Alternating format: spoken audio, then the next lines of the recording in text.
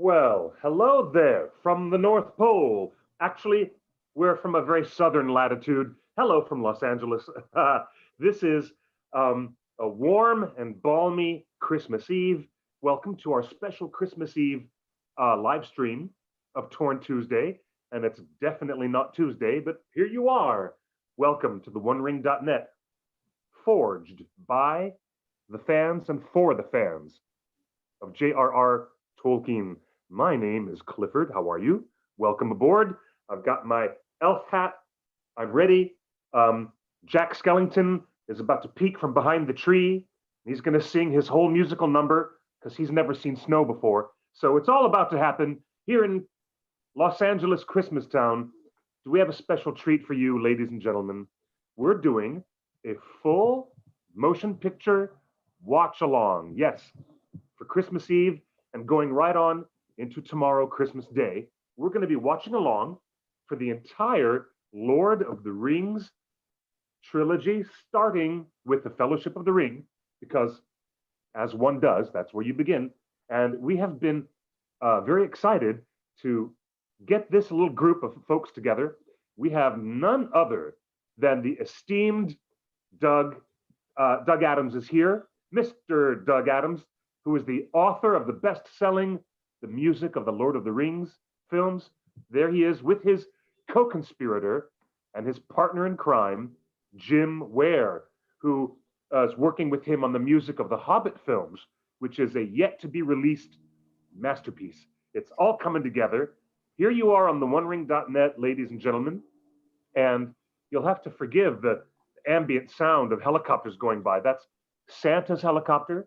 He's getting last-minute gifts ready.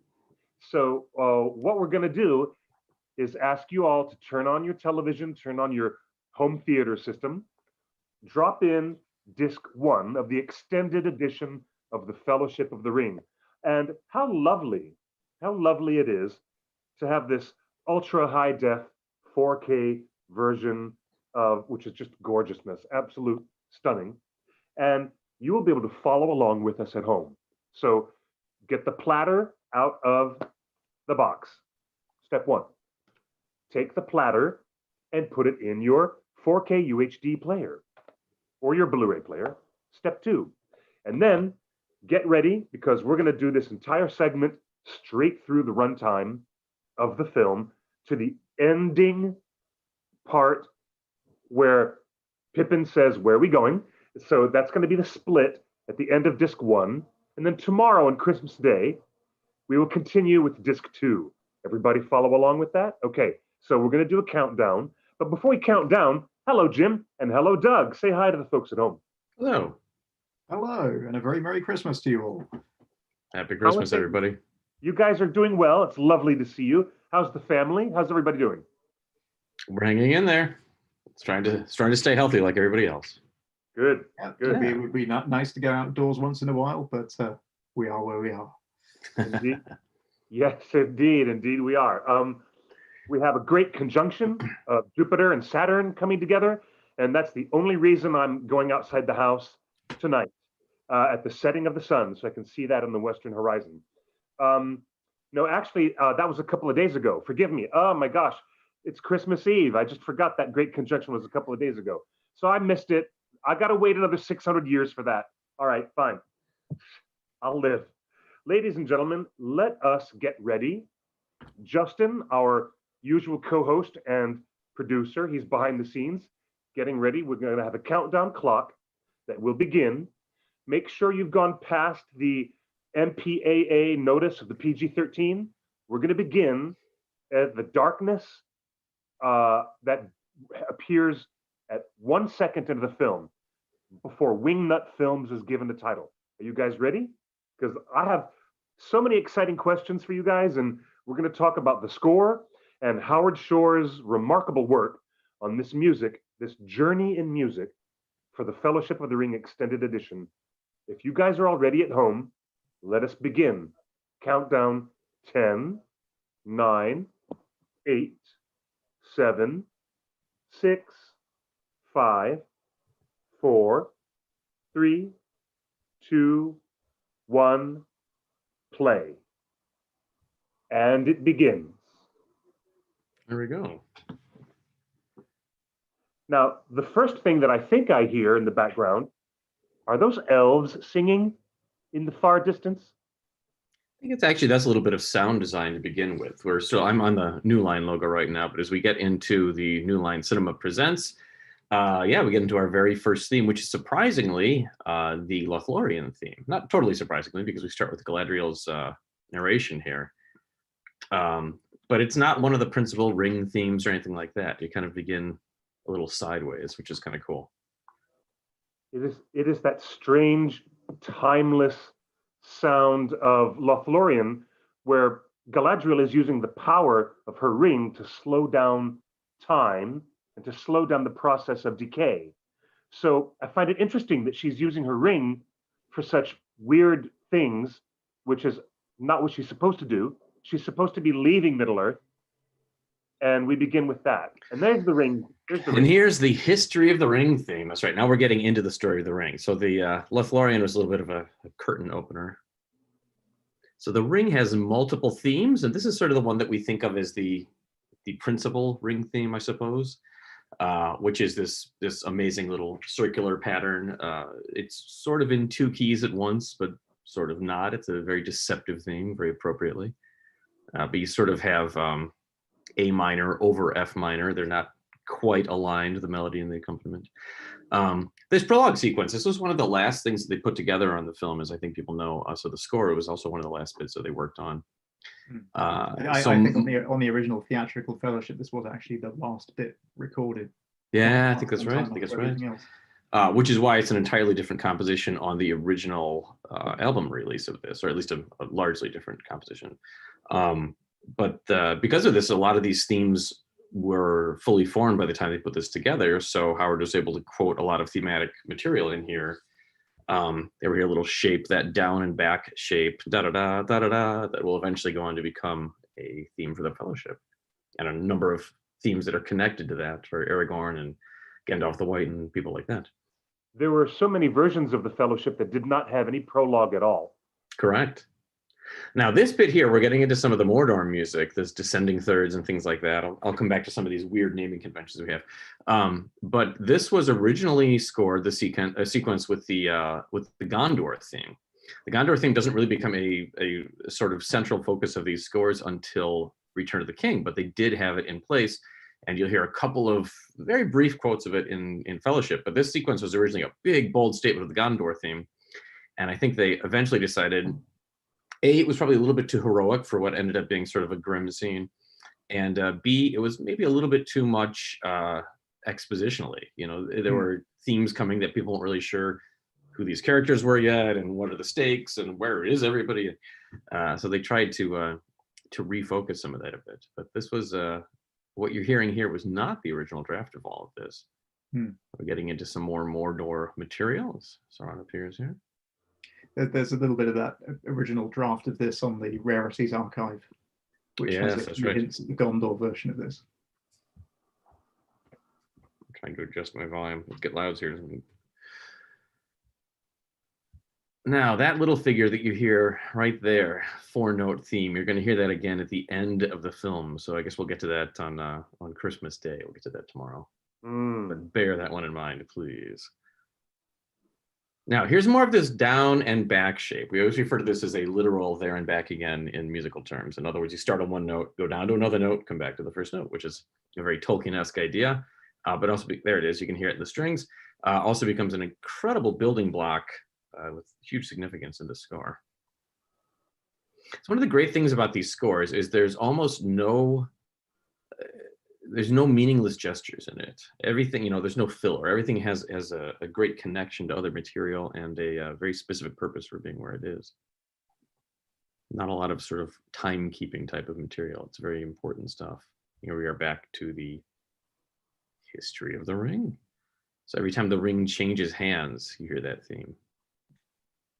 We can touch on this a little bit later, but the history of the ring theme is originally not as prominent throughout the film. Yeah, well, and as we're talking about with the prologue, a lot of these things developed as time went on. That's part of the process of scoring a film, is it's not always just that first pass, everything stays where you put it. Film music is a very collaborative process by its design. It's not a composer working in isolation who shows up but just gifts the filmmakers with a score, and it's in place and it's done. There's a lot of back and forth and a lot of collaborative process. That said, many directors work differently. They don't all work the same, so the relationship with the composer might be different. But I think Peter Jackson and of course Fran and Philippa were very involved in sort of how does the music shape this story.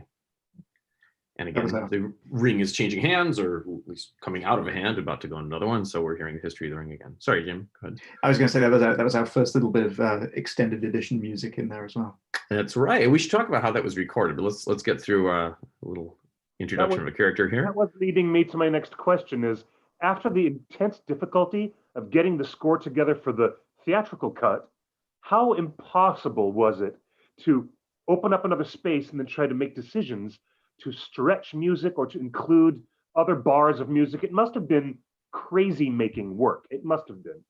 It was very difficult. I'm digressing here just for a moment because we're getting into Gollum's theme, which the harmonies of this theme will be very important as we go down the line. The melody itself, of course, this is Gollum's, like the pity of Gollum is what we think of this theme attached to. But the extended editions, it was very unusual. So they recorded these scores the fall before the initial release. So this score was recording from August or September of 2001. We'll talk later about the Cannes music and all that, but this was recording from September or August of 2001 until about late October, early November, someplace in there. And then, of course, the theatrical version of the film came out and was much acclaimed and had a bunch of award nominations and things like that. And I think they all realized at the end of the Oscar season that, oh wait, we have to go back and do more music for this. So they did a very bold thing with this, where they, instead of just tracking in music, in other words, taking existing music and chopping it back into the film and slicing it up in bits and pieces, if there were extended scenes or new scenes or anything like that for the extended editions, they did have more recording sessions, did all the music anew. So that required a lot more time and effort and composing and recording and all that sort of stuff, which was a huge effort. And I think that schedule was quite tight when they got into, it would have been first quarter or so of 2002, because they realized they had to get all this stuff done. And of course they'd been on the promotional trail for the initial release and awards and things like that. And here we come to the Shire. In March. That's correct, yeah. March 2002. Yeah, the March 20 something, I think, was the dates, if I remember correctly. And here we have the good old Shire theme, which is maybe, arguably, correct me if I'm wrong, maybe I'm too close to know, but that might be the most famous theme from these films, the one that if you hum that on the street, someone will probably recognize it. And a little bit of the Fellowship theme here, but a rare instance of it not being associated with an on-screen event, just the title card. You get one of those in each one of the 3 Lord of the Rings films, where there's a quote of material under that title, but it's not part of the storytelling. It's just the opener. Yeah, just a tiny hint of Fellowship theme. Yeah, that's really beautiful to go along with the title. But Bilbo himself was not part of the Fellowship, and we don't hear that music associated with him at any other time, do we? No, that's correct. Yeah, it's just something to sort of set the stage. Yes. Permissible, I think. And now here's all this extra concerning Hobbit stuff. Yeah. There's a good bit of extra material in here, all composed for the sequence.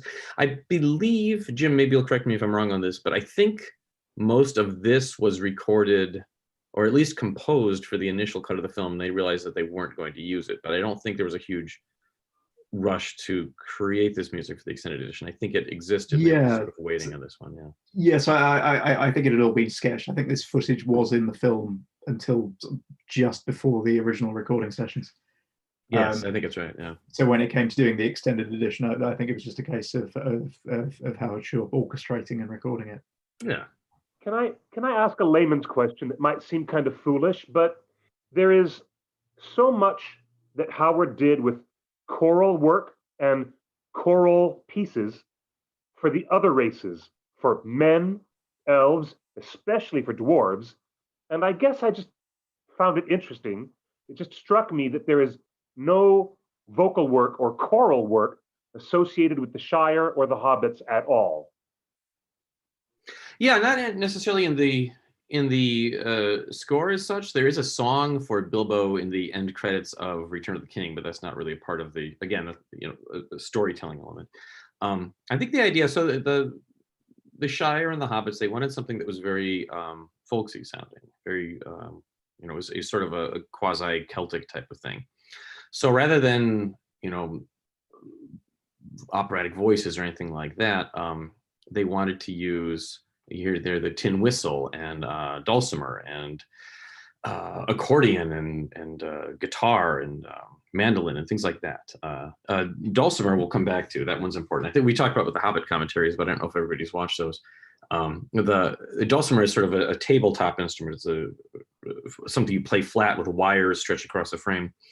And it's a diatonic instrument, meaning it's just the notes of a major scale for the most part. And that's one of the instruments of the Shire. And that's, again, something we'll come back to as the story progresses a bit, that has a very important role for somebody else. Now here we get to Gandalf, and Gandalf the Grey does not have a theme in The Lord of the Rings. I guess I don't think that there was always a very specific intellectual discussion of who would get a theme and who wouldn't, that sort of thing. Themes were created for a lot of story clarity. Gandalf, of course, in these stories is not really associated with a particular culture, and these are very anthropological scores. The themes go to places and cultures and histories and things like that. Right. So I don't think they necessarily applied to Gandalf. Gandalf the White will have a theme later on. And of course, Gandalf the Grey does get a theme in The Hobbit when he's a little bit more, you sort of need to understand when he's arriving and leaving and all that sort of stuff. But in here, he does not have his own theme. And of course, we are back to the music of the Shire. We don't need any Gandalf material in here.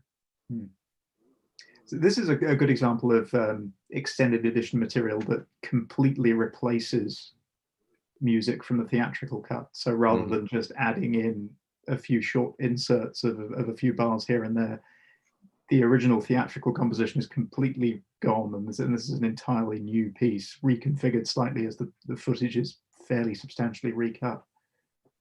Although again, this may have actually been the composition that was written first. I can't remember. Yeah, there's a few instances of that. When a composer does a score like this, they don't just start at the beginning and write 2, 3, 4 hours of music straight through. Especially in a big effects-driven picture like this, because different parts of the film are done at different times, and you can't wait for the entire cut to be locked before you work on it, or you have to delay the film by 6 to 9 months possibly. Unlike the next two films, there was essentially an end-to-end cut of this film when it was. That's true. This was the most complete, yeah. But even things like the prologue, of course, were done out of order, as we mentioned. Yeah, so I mean, there's always popping around, going back and redoing things. That's on every project of this scale.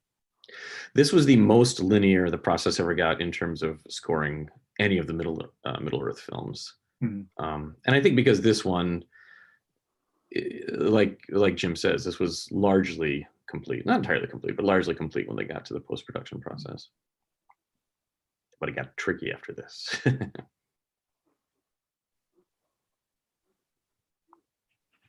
So there's all sorts of little secondary and tertiary themes happening in here associated with the Shire, which would seem to be just, backdrop, timekeeping, whatever. But again, all these things do have relevance later in the progression of the score.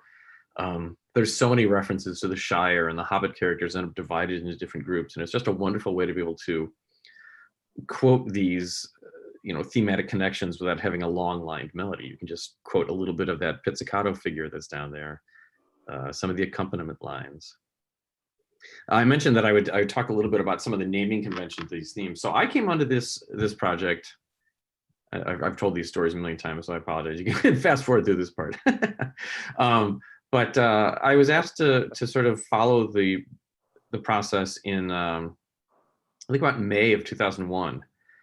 And really didn't get much access to anything until about October, when the recording sessions were at least getting close to being complete. And around that time. So I didn't see any of the films early. I did hear the scores early. I got those before they were released to anyone. I got a package from the recording sessions saying this is for your ears only, which I think I have that sign someplace around here. It might be downstairs. But I never saw the films early. So I saw the films in December like everybody else. I think I saw it on release night. And then maybe 2 weeks after that, I was off to Howard Shore's office. So I sort of came with a little catalog of some of these thematic ideas, and then of course picked his mind endlessly. And it's just sort of a method of keeping my place in millions of themes. There's over 90 themes in the Lord of the Rings scores alone. I just gave them little silly nicknames, things like the skip beat or the descending third or things like that. And I think it was maybe around January 2002, I sort of sent those on to Howard through email, say, well, here, look at, I'm starting to catalog these things and picking them apart. I think the next time I was in his studios, he'd had his staff there sort of assign those to special lists, and here's the name of this theme, here's the name of this theme. So these little thumbnail silly titles that I gave the themes stuck to them and are still used to this day. So they're very inelegant titles, and I don't think if I ever had to think about it, I would name something the Skip Beat Ostinato anymore, but they stuck. So if you hear us reference those, and they're in the book in that way as well, but that's why they have such goofy names. I don't have a total count for the overall number of themes, but I will add them all up for part two, just so we can put a number against this. Wow, up to 90 themes. Wow. That's just Lord of the Rings, yeah. Now there's much discussion of, should we be calling them themes? Should we be calling them motifs? Should we be calling them motives? I think I even pointed out in the book, I'm using the word theme consistently because it's the easiest way to discuss these things. Some of the things you get into splitting hairs over whether, does it need this many measures to be thematic, or is it just motivic, or is it, we just sort of simplified the process. This was very much narrative analysis, names, naming conventions, all these things are just in the service of making it clear what's happening in the music. Now, there's a great figure here as he looks at this map. This does not ever return in the Lord of the Rings, but it does come back in The Hobbit. And everybody sort of hoped at the time, oh, that great figure when he looks at the map, I hope that comes back in The Hobbit. And sure enough, it did.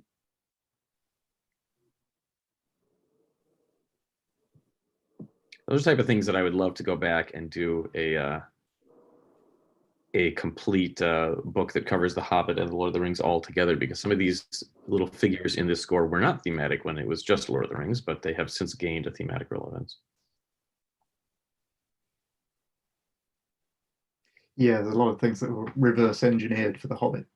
Yeah. It'd be worthwhile doing a combined digital edition of the book, just covering absolutely everything. Wouldn't be the worst idea. Just in case your publishers happen to be listening. I don't know. They're like me. They're looking at that cheese right now, thinking it looks pretty good.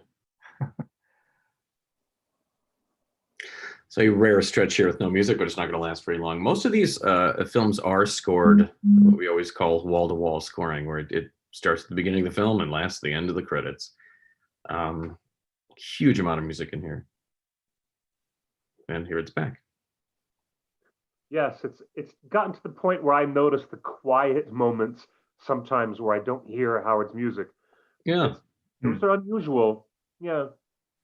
And it's even more unusual than you think, because sometimes those large stretches of silence were actually written into the composition, because Howard wanted to think of it just conceptually. He didn't really change anything from a technical level, but he wanted to think of it as a a long composition. So rather than composing 30 seconds here and 30 seconds there, he would sometimes put 50 bars of rest in the middle of the piece where there was that bit of silence. You want to hear the sound effects and the dialogue, just so in his headspace he thought of that as a continuous musical idea. So yeah, which was, again, it isn't necessarily something that affects performance or recording or mixing or anything like that, but just in terms of his headspace, it was very important to him. That becomes even more prevalent as the trilogy goes on. By the time you get to Return of the King, you've got pieces that, including the sort of long sections of silence that are 30, 35 minutes in length. Which really helps quite a bit, because as the films go on, there's so much intercutting between the different characters and locations. So here we are in the Shire. This is probably the longest we spend in any single location in any of these films or scores. Now, this is a composition by Plan 9. Plan 9 is a sort of music group or a collective from New Zealand who worked on a lot of different elements of these films. A lot of the songs and what we would call the diegetic music, in other words, music that exists within the world of these films. So the hobbits can hear the band on stage right now, so that counts. So this was a piece that they called Flaming Red Hair. Yes. This is their A little flaming hobbit red hair band. on her feet. Oh, that's horribly upsetting, but all right.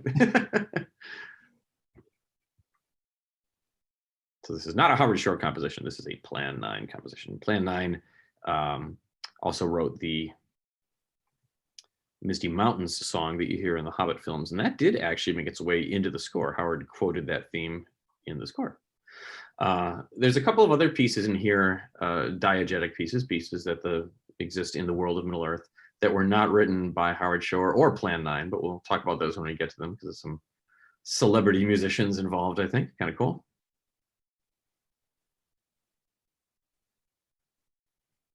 There's the world's cutest hobbits.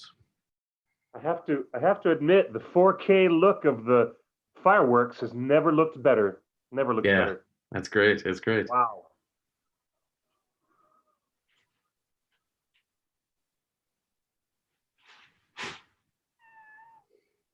A lot of times we have done, so if people are aware, we do these scores often live along with the screening of the film. So an orchestra comes and performs. And this scene always reminds me of the sort of summer festivals that we've done this at. It's played the Ravinia Festival in the Chicago area. I think the Blossom Festival in Cleveland has at least done the symphony, but this is always very reminiscent of that feeling of sitting out on the lawn and enjoying it. Sorry, go ahead. I was going to say, does Howard revisit the Sackville Bagginses at all in An Unexpected Journey when they show up? No, I don't think so. I don't think they have anything thematic. They're all just part of the Shire. That's one of the big differences between Lord of the Rings scores and the Hobbit scores. The Hobbit scores are very character-driven. Thorin has a theme. Bilbo has a theme. Gollum has a theme. The various elf characters all have themes. In this score, there's not a lot of individual character themes, and if they are, they're probably tied to something more societal. He scored this very much. He always said this was a sort of musical equivalent of looking at the map. We got the first glimpses of some additional Hobbit material there. A nice little rhythmic bit of material here. This also comes back briefly in the Hobbit scores. This fireworks bit. There were some chords happening earlier too. There's a 4-chord sequence that's always associated with the Hobbit theme, and that's one of their more sort of elegant settings of their material. The Hobbit material and the Shire material really develops across all 3 of the Lord of the Rings scores. It begins very folksy and very simple, and it becomes much more orchestral, sophisticated as it progresses. The scores do that in general. The use of the voices. The voices in this were very sort of, you have Enya and you have things like that where it's I don't want to call it a pop sound, but it's a more folksy sound. And by the end, you have Renee Fleming. You have beautiful coloratura soprano type of sound. So things do progress over the. How many hours are these all together? 11, 12 hours of film and score making. A lot. A lot. Another bit of unscored material here, his speech, until he starts acting a little peculiar at the end of the speech, and some wonderful figures for woodwinds and celeste and strings and things like that. A bit of magic. There's that famous shot of Everard Proudfoot, which is the same shot that Ralph Bakshi used at the exact moment in 1978. The exact shot. A little homage to Ralph. That's right. There's a couple of those in here, I believe, right? Yeah, there's a couple. Yeah. There's a couple.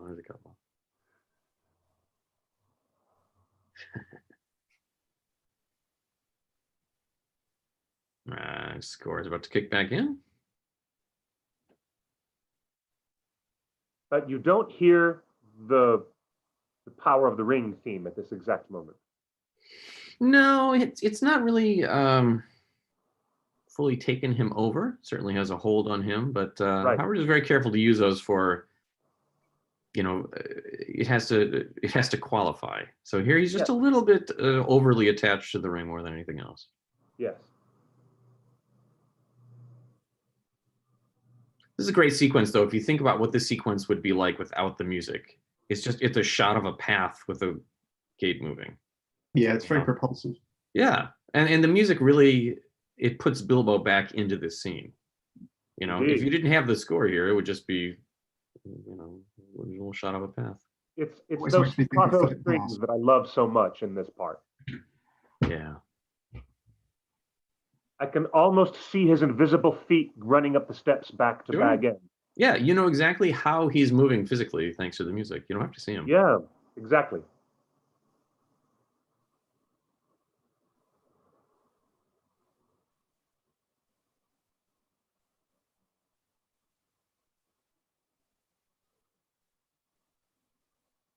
I'm just watching this on my computer, but the effects still hold up just fine. A lot of them held up much better than I was expecting in 4K. Good. Yeah, it's hard to believe how old these films are now, and quite depressing as well. Well, when they did the trilogy cycle in Lucerne, that was 10 years ago now. Yeah, I don't need to hear that. Yeah, what Jim's referring to is we did these. Lucerne is really where they started doing the live projection performances, and it was the first place that we attempted a full cycle, which I'm trying to remember. We did 3 performances of each, possibly 4 of Fellowship and 3 of the other 2, or something like that. I zoned out somewhere in the middle of Two Towers. I'm not sure. Okay. Yeah, Jim and I would slip out the back door sometimes and peruse Lucerne instead. And then they did a wonderful chamber concert of Howard Shore's music at the same time. That was really an amazing event. When you're doing a live version of the projected film with a full orchestra, do you have extra musicians on the side to do the diegetic music, like Flaming Red Hair? You don't have the diegetic music. They would still use the film mix for that, but you do have musicians that would play, the Hardinger or the whistle or things like that. There are sometimes musicians that sit there for about 2 hours, play 14 bars, and then sit back down. So it does happen sometimes. They're very complex things to put on. Wow, that's great. Jim, as we get all these Bag End sequences, do you maybe want to talk about how the History of the Ring theme sort of began to crop up in this area a good bit more? Yeah, we get to that in a couple of minutes, I think. Okay, yeah, we can wait. Yeah. One of the things we should point out that we just heard was actually the Pity of Gollum theme being applied to Bilbo rather than Gollum. Right. Yeah, very telling. And that's sort of a rare instance of that. I don't think he does a lot of sort of thematic transposition like that. You do get some moments of that, but very, very telling when it happens. Wow, thank you for pointing that out. I've never noticed that before. Ah, yeah. Wow.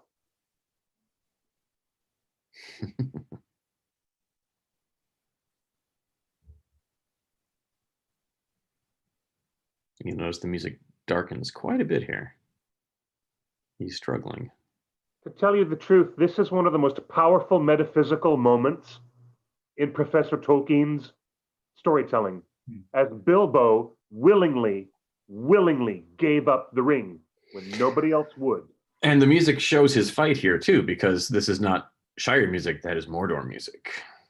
Those are what we call the descending thirds. And now it disappears as he sort of feels its grasp. And the music shifts away, but only Samwise is the only other character to willingly give the ring away up, besides Frodo's attempt to give it to Galadriel. But in the end, Frodo does not give up the ring at the very end. And now that Bilbo is himself again, we're back to the theme of the Shire. His hobbit nature is back, despite the fact that he's leaving the Shire. Possibly forever. Does he pass through the Shire on his way to the Undying Lands? I forget. Yes, he comes back through the Shire one more time after leaving Okay. Rivendell and going to the great Grey Havens. Yeah.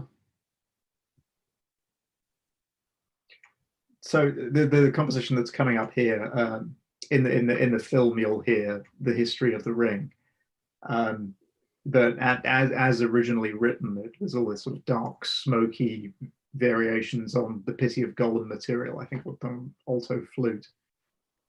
This is just one of those instances where after they'd been through and recorded everything, they went back and added a few more statements of the history of the ring just to tie that material more closely to the ring and make it a bit more prevalent throughout the film. I think those changes are most noticeable in the bag end sequences around this point in the film. Yeah, I think it's right. Guess what I just heard when Frodo picked it up in the background?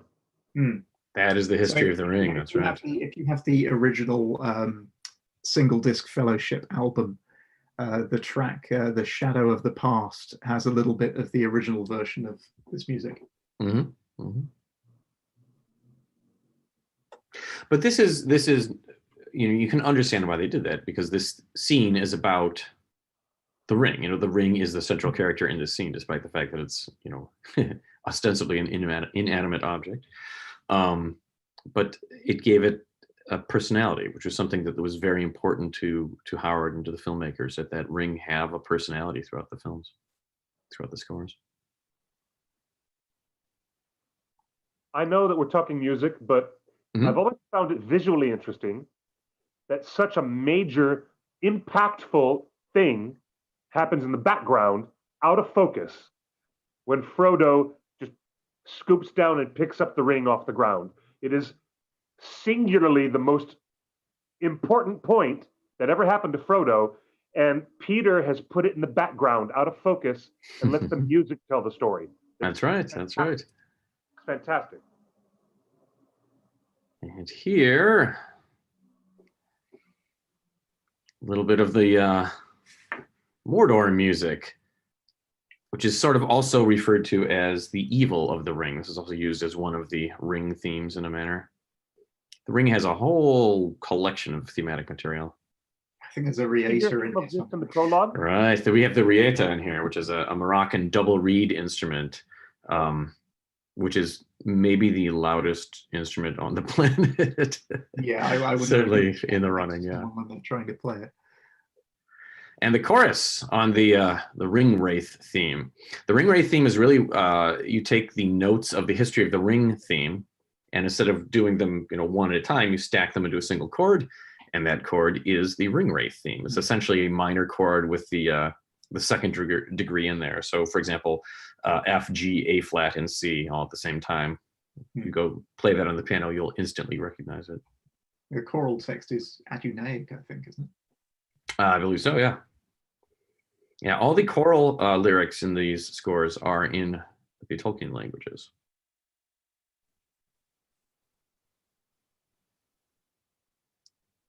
So this is a good example of not overdoing things expositionally. There is no Gondor music in here, despite the fact that it really is your first view of Minas Tirith.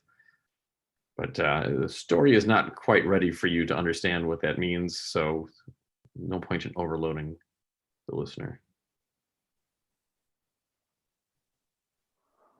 And it's not really important where he is. So this could be any library or anybody or anywhere at this point. It's nice to know if we pay attention, but it's not really a crucial element of this story. Sound of mixed chorus again, very much associated with the Ring Wraiths.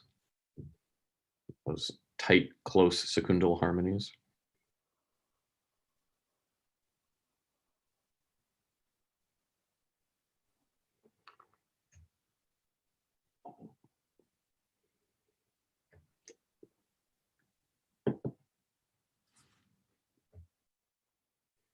And back to our descending thirds. So we're in the Shire, but we're not hearing, or at least on the outskirts of the Shire, but we're not hearing Shire music. We're hearing the music associated with this wraith.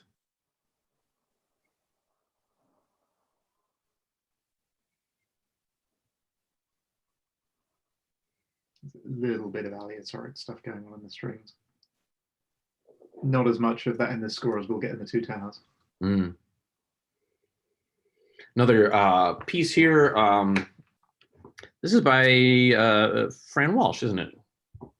It's one of Fran's little songs. I think so. Yeah. The Green Dragon.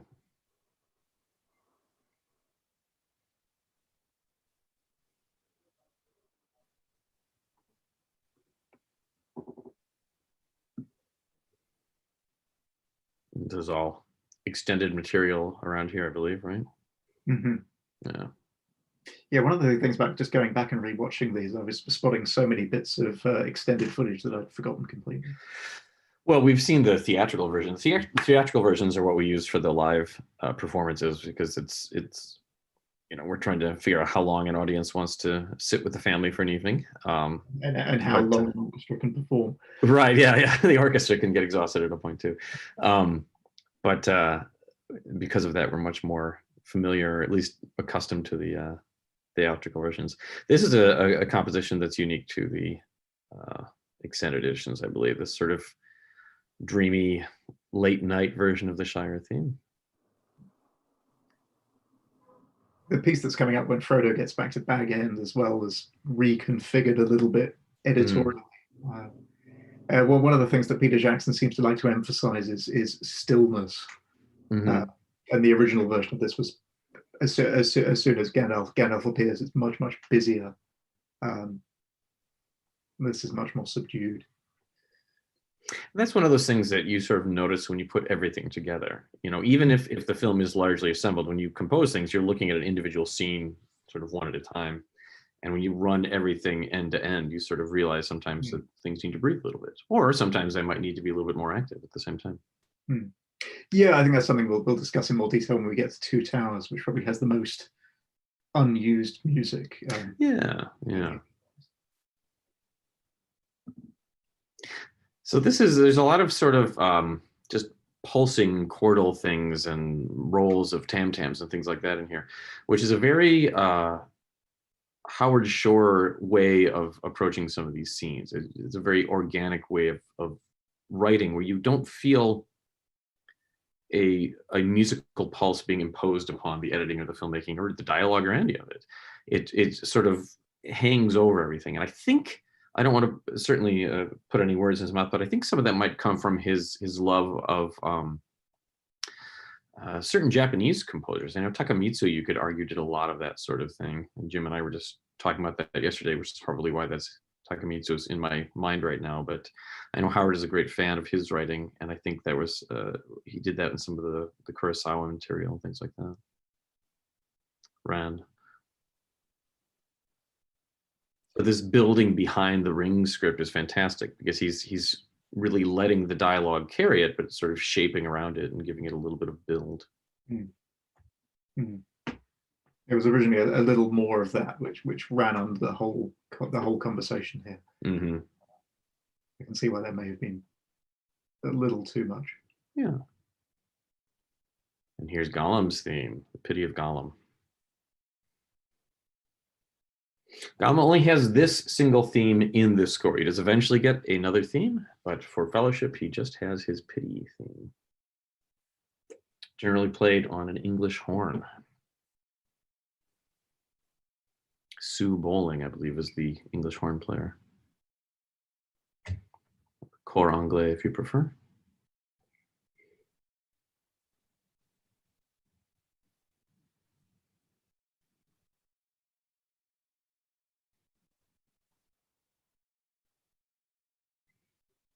Here's something that is not musically related, but it's interesting when you have the captions turned on. Earlier in the film, before this chapter, the ring is referred to in lowercase, just as a generic ring. That's right. That's right. It's not a proper noun until this scene where the captions suddenly capitalize the word ring, now that Gandalf has properly identified it.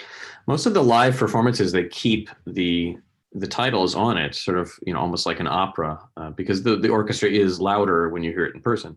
And they do the same thing there, if I remember correctly. It is just a ring until we realize it is the one ring. Yeah. Indeed. So we had a little bit more of the history of the ring. Music builds and then sort of pauses as the characters do. And guess what? No one knows, but whose theme do we hear? It's Gollum's theme.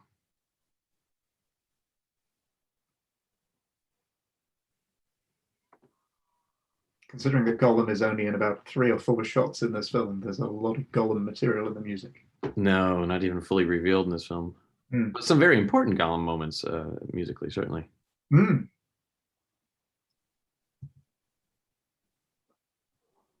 It's an unusually orchestrated setting of Gollum's theme there. It's usually, very wispy woodwinds and things like that. That one was a bit bigger. I always felt bad for that poor bounder who got beheaded. Yeah, he didn't know what he was signing up for. I'm sure that made scandalous news for the Shire for many months.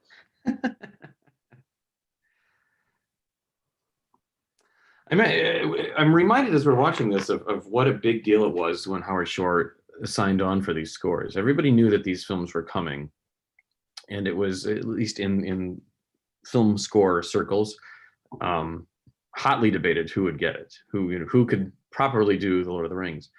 Right. And Howard Shore was not known at all for this type of music. No, he was Cronenberg. He was known for Cronenberg things. And I mean, Cronenberg, of course, did The Fly, which was a big sort of operatic thing. But he was known for these little, creepy, cerebral things, and they were done amazingly well. But this wasn't the type of big adventure, huge canvas that he'd worked on before. I think what was in the score I think most film score fans would have been familiar with immediately before Fellowship coming out was the score, wasn't it? Yeah, he did in the run-up to Fellowship. He did the score. He did the cell. There was a number of very, you could sort of see his palette growing, but and there's the clarinet on the Shire theme. Clarinet's very closely associated with this theme. But it was a very big deal because people, they were excited about what these scores would be like anyway, because music is such an important element in Tolkien's writing and his concept of Middle Earth, in fact. But we genuinely had no idea what it would sound like. Would he sort of do his best impression of a, the late romantic sound that became sort of the sound of film scores, or would he do something different, or was it going to be orchestral or choral or folksy or what? No one really had any idea what they were going to get. So it was quite a big deal when these came out. It was a huge amount of anticipation. Really more than I think I can remember any, that amount of anticipation for just what on earth would these scores be. People get very excited when any of these franchise scores gets another installment, but you sort of have a sense of what it'll be like. We're getting into another one of the themes for the Ring here. We're going to hear the Seduction of the Ring. Boys chorus. Yeah. I was going to ask, how did Howard handle all that pressure? Howard's a cool customer. He's Howard, if people aren't aware, was the original band leader on Saturday Night Live and things like that. So he not only was used to dealing with creative people, but he did on-camera stuff and live stuff and all that. So he was and is very good under pressure. It doesn't bother him. His job is to create music and tell the story, and the rest of it's just background noise to him. And there's always a deadline with these things. Right, yeah. And he's a professional. He knew exactly what he was getting into. This is a bit of thematic material here for the Journey There theme. And as we see the hobbits exiting the edge of this cornfield in a moment, we'll hear the first sort of storytelling use of the Fellowship theme. Just a little hint of it. It's not really going to become a fully pronounced theme until actually the end of tonight's commentary.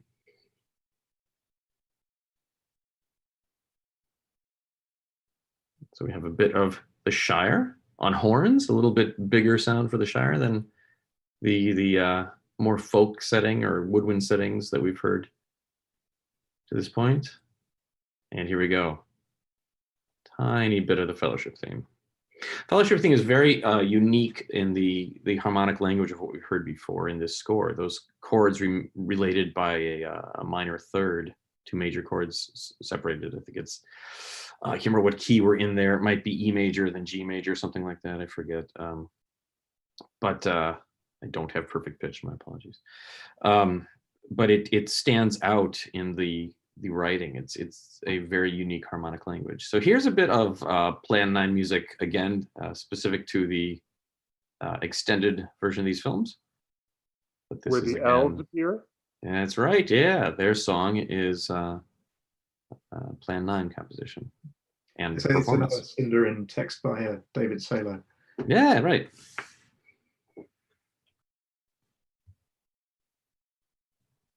David Salo did all the translations, I think, for the dialogue and the choral text and all of that. He's a Tolkien language expert. He's a Midwestern fellow like myself, not too far away from, I'm in the Chicago area. He's not too far from here. But he managed all those translations, quite a bit of work.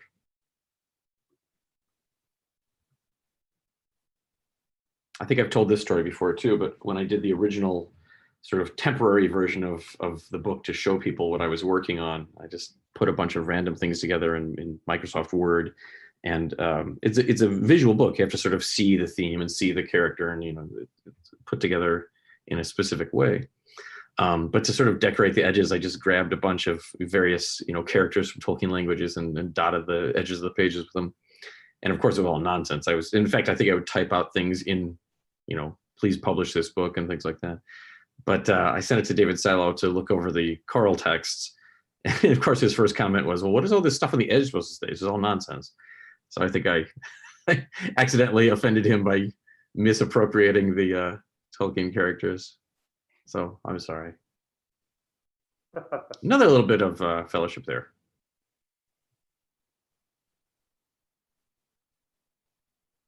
Saruman.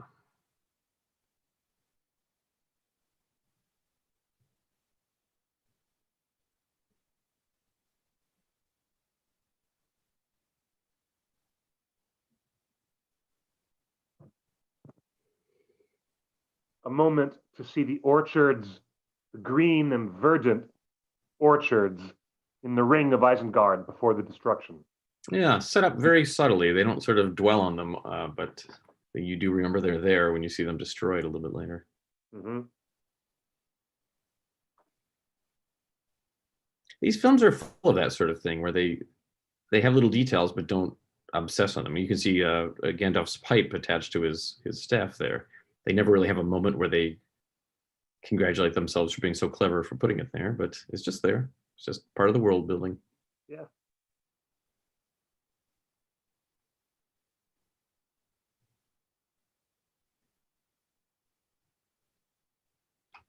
There's a lot of very subtle hints to Sauron material in this piece. That's right. That's right. Yeah.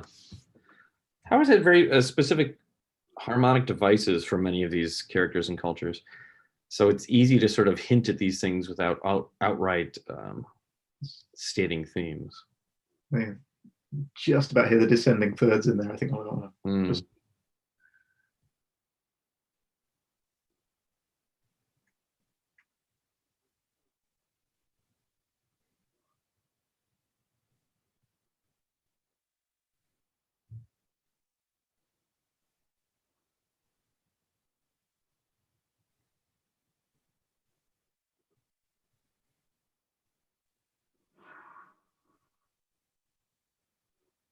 We're getting a little bit of Mordor material beneath the Palantir. Yes, it's not developing to the Isengard Unleashed theme. No, Isengard does have its own material, but that's coming later. That's right. Yeah, we'll talk a little bit about how the Isengard material is introduced, because that changed a little bit in the conception of the score as well. Very good. The Isengard material is going to be quite important. One of the great thematic ideas, and I mean dramatic thematic ideas, in these stories is the idea of the natural world versus the industrial world. So you have You know, I was mentioning there's that writing where you don't really feel a musical pulse impressed upon things, and you have the instruments, the sort of handmade instruments of the Shire, things like whistles and dulcimers and things like that. But then you have the antithesis, which is the music for Isengard, a very industrial sound. We haven't gotten to that yet, but I'll talk about that shortly, I think. We're going to return to the mixed chorus here. Mm-hmm. Different language this time. Yes, yes. A little bit of black speech. Yeah. Oh. Probably the language that's used the least in the choral text, but it is used for very important moments. Yeah. Wow.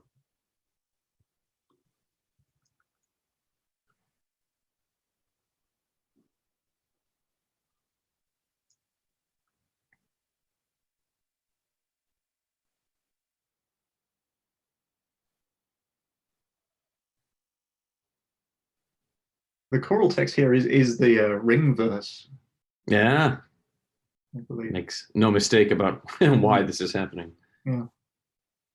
There's a figure in the timpani down here too, just a back and forth, perfect fourth. And there's writing very similar to that in some of the big battle sequences in Return of the King as well. If I remember correctly, it's just a bunch of D-A, D-A, D-A, D-A type of stuff. You call it the Mordor outline. Yeah, I might. It sounds like something I would do.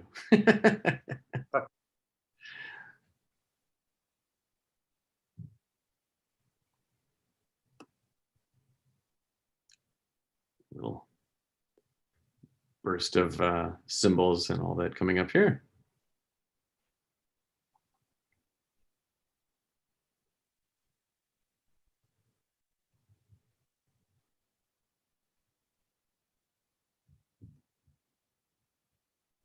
So we're coming up to another instance where there's a chunk of music taken out of the final mix. Yeah.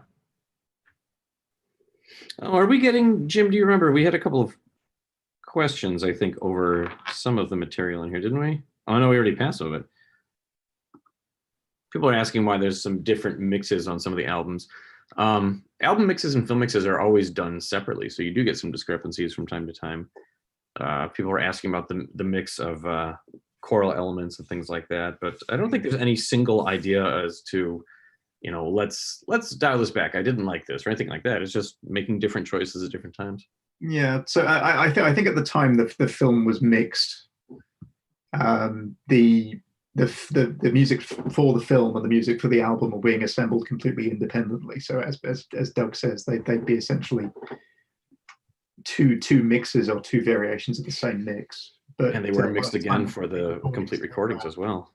By the time the complete recordings came around in 2005, the starting point for that was the film mix. Yeah, is why what you're hearing on the complete recordings is closer to what you hear in the actual film rather than what was on the original album. Right. Now, this was a moment you guys will notice if you've listened to the complete recordings, they're not every single beat that are in these scores, because there are sometimes measures that are looped a couple times in here that would make a better listening experience if you hear it 2 times or 3 times or something like that. But they did initially clip out this section where you see the writer appear here. Yeah, and that was the one request I had when they sent me the early version of the complete recordings. I said that I thought that might be nice put back in since it's such an important moment. And they did. Originally, there was music running all the way through this. Yes, that's right. Yeah. A good chunk of that's on the original single disc album, I think.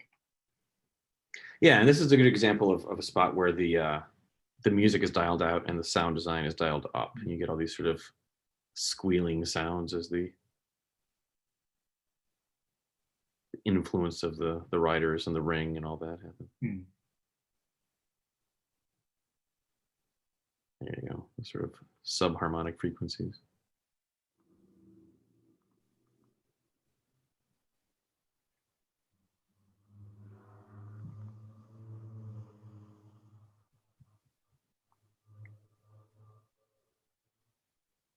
less is more in some cases, I think. Yeah, yeah. It's all part of the process. That's how these things work.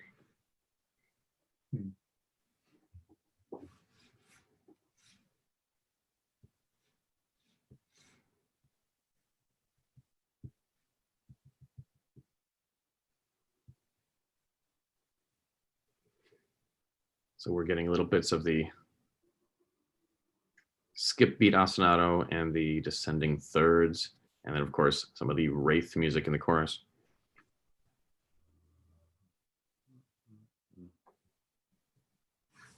All these bits and pieces are written so that they can be assembled differently too. You can, use them contrapuntally, you can use them separately, you can use one but not the other.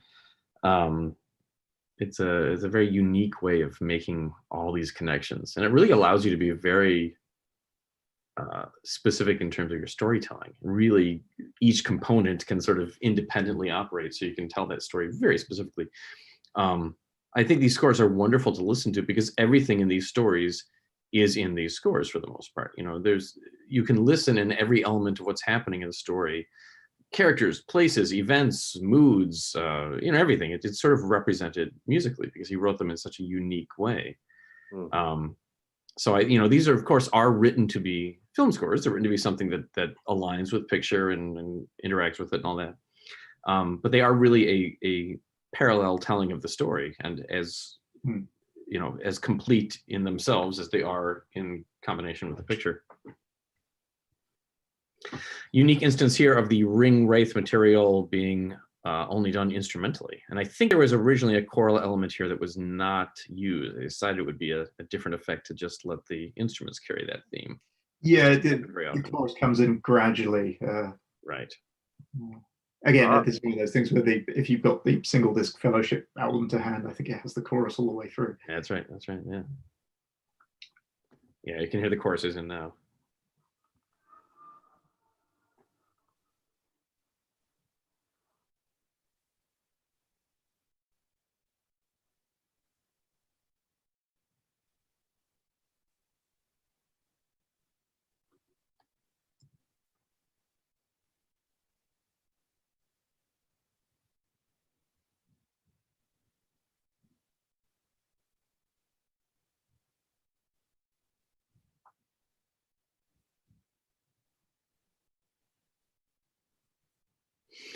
This is another good example here. Once they do get into Bree, there's a bit of music of them walking through the rainy streets, and it's not thematic in the Lord of the Rings scores. It does not come back for any purpose, but it does return in the Hobbit scores when you have a scene at the beginning of the second Hobbit score that takes place in Bree. So it becomes thematic several years later, but it becomes thematic.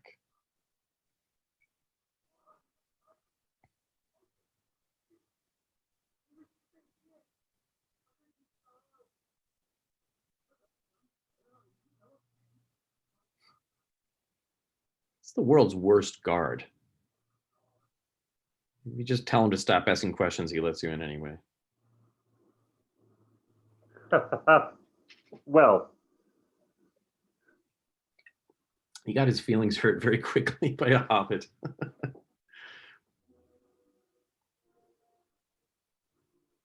hello, Peter. Peter. So this is the music that comes back in Desolation of Smaug and creates a thematic connection for Bree. And here, it's the only time you hear this.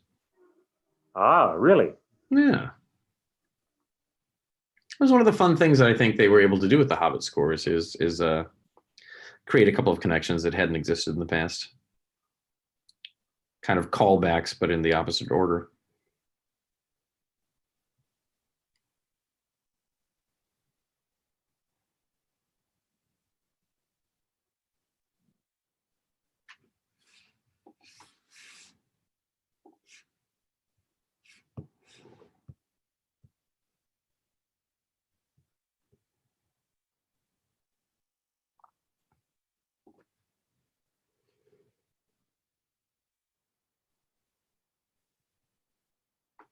So we'll get a little bit of music in a few minutes here for the first appearance of Aragorn, although we're still calling him Strider at this point. And it's sort of a standalone figure. There's a few relationships to some other things, but he doesn't really become the character that we know and love until he A, becomes a part of the Fellowship, and B, begins to accept his heritage and his role as a leader. So it's a wonderful way to make that storytelling progress, that you have something here that's sort of thematic, but not really, and then eventually develops into something that has much more important connections thematically. Yes, there is a cat in this film. That's right. And I think the cat comes back in, isn't it in The Hobbit too? You get the cat picture? Oh, yes. I forget, the famous cat. There's a famous Twitter account. Is there a cat in this film? And that was yes or no on famous films. All right, well, that's a yes for this one. Yep. So this figure here, it's sort of connected to Strider, but it's not really what will eventually be his musical signifier. Some dramatic lighting there.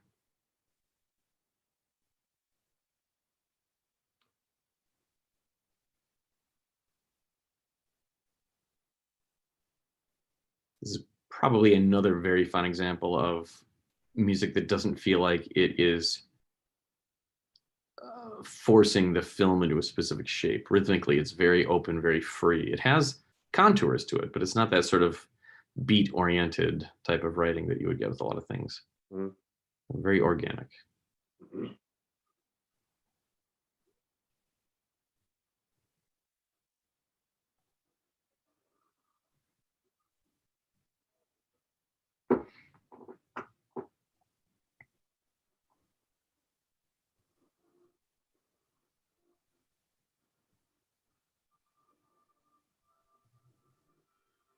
There's a famous shot.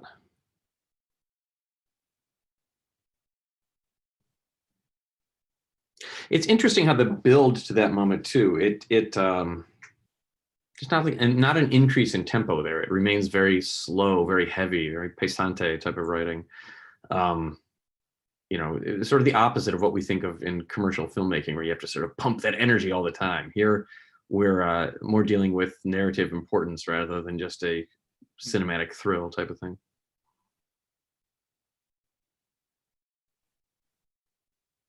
And then here it's a very heavy sound design element, so no point in trying to put music with that at the same time.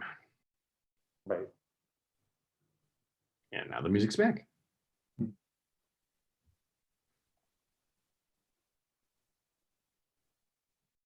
This is probably a good spot too to talk about Howard Shore's concept of orchestration, which is not the typical instrument family thing. You know, brass does this and woodwinds do this and strings do this.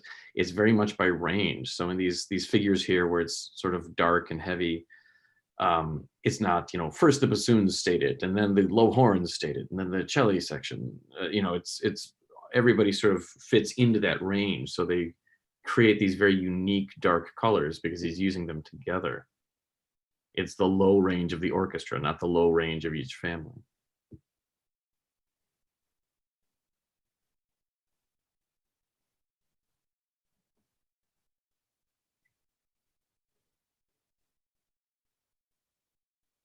Oh, sure. Sorry.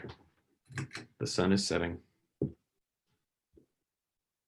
The ring wraith music is back now. And very specifically, the familiar choral arrangement. That's right. Yeah. Well, this is sort of peak ring wraith, right? So you have to, if you're going to do it, you do it here. Mm-hmm. Here, and of course in the chase with Arwen. So as originally written, the music did continue through this, and there was another orchestral version of the theme, which again is on the original single disc album if you happen to have it. But that underscored the ring wraiths trashing this room. Again, another one of those instances where less is more. Just having so much continuous music just tires out the listener. Now, in a different spot in the storytelling, you know, if this had been the climax of the film or something, yeah, it makes sense. Play the music straight through it. But here it's sort of act break or whatever you would think of this as. Yeah, you need that stillness still.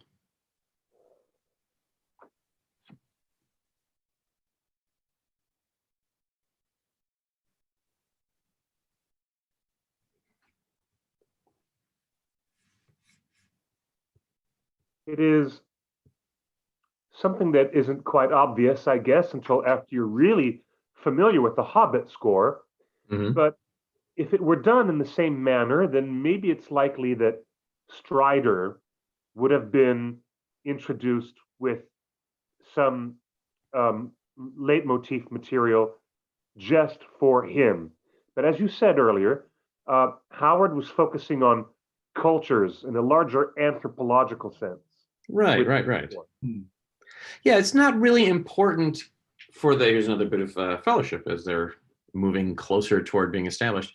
It's not really important that you understand what the Rangers are. It's very nice if you're interested in that sort of thing, and if you want to sort of do your research. But in terms of this specific storytelling, you don't need to know that. And in fact, it probably works better if you don't know, because at this point, Aragorn's still a little bit mysterious as a character. Right. Is he a friend? Is he a foe? Is he to be fully trusted? So leave him a little opaque. That's okay. Yes.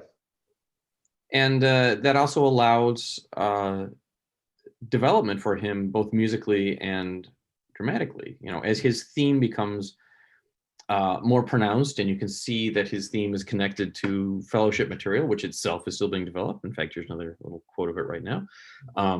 It creates a narrative progression, and that's good storytelling. If they'd begun with a full blast of everybody's theme, what are we? We're an hour into the film here or something. You'll wear out. There has to be something that builds that storytelling. Indeed. And I think a lot of scores forget that.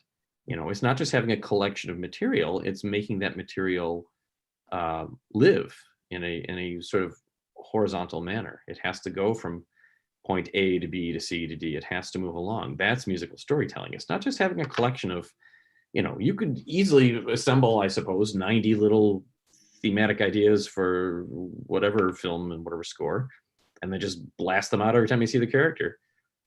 But that's not storytelling. That's just an encyclopedia of material. Storytelling is more important. True. That's true. I'm grateful for the fact that I did not hear like a subtle version of Gondor theme when Strider was introduced. I'm Right. Yeah. I am. Yeah. Subtlety is underrated. You hold that thought about Strider's material being attached to Gondor material, because we'll come back to that. Yeah, I mean the Aragorn material is very interesting in how it connects to other bits. We should also point out that the variation of the Fellowship theme in that extended sequence that we just saw is only the first 5 notes, because the Fellowship at this point only consists of 5 people. Yeah, I don't know if the numerology was specific to that, but it works, right? I mean, it does eventually become 9 notes, so maybe. This is one of the ones I was talking about with a guest composer. So this is Viggo's own bit of music here. He prepared this to sing on set or on site. I don't know if this was studio moment or if this was done outdoors. I'm not sure. This might have been in the parking lot.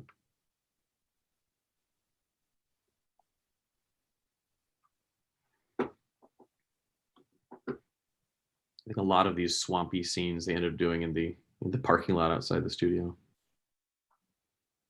The Midgewater Marshes. That's right. And this is all extended material as well, right? It is. Yeah. So originally, the Isengard material was introduced here. Yes, that's right. Starts out very, very quietly and then builds. And there's a couple of unique variations which have male chorus, which don't appear anywhere in the final film. No, they don't. But I think the idea was to hold it back until it sort of becomes the Isengard of Metal and Wheels.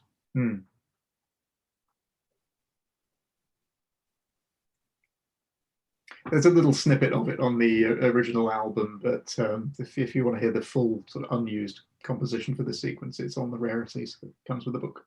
Right, right. Still synchronizes with the film for those who are that way inclined. And there are those, that's for sure.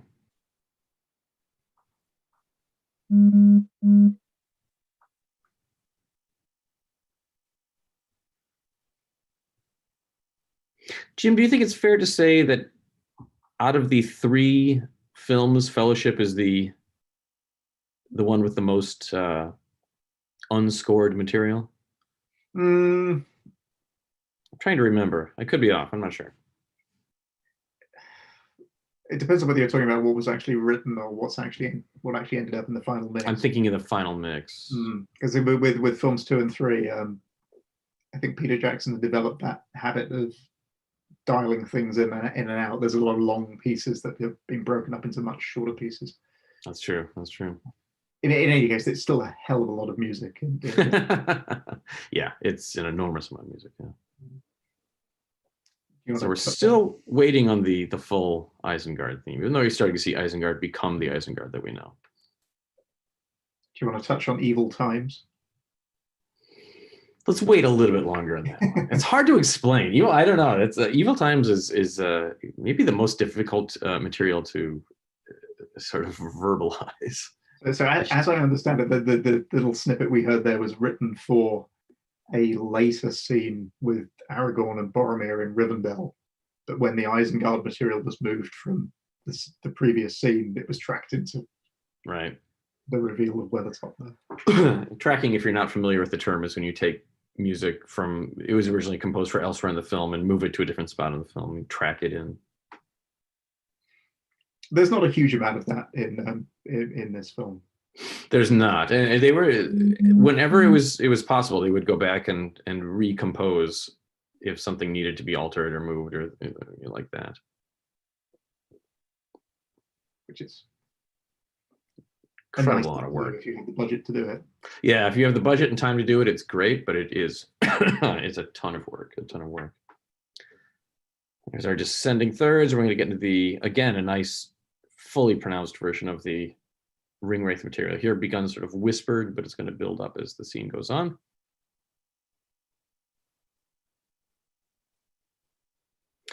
And you're going to get some material with when Aragorn bursts in here it was a little bit connected to the initial reveal of him in the Prancing Pony, and some rhythmic devices that are similar to what you hear at the end of Fellowship when he's fighting the wraiths again, or excuse me, fighting the orcs there, the Uruk-hai. But it's some of the more subtly connected material. It's not he's not an outright type of connection. Certainly not like some of these other ones are.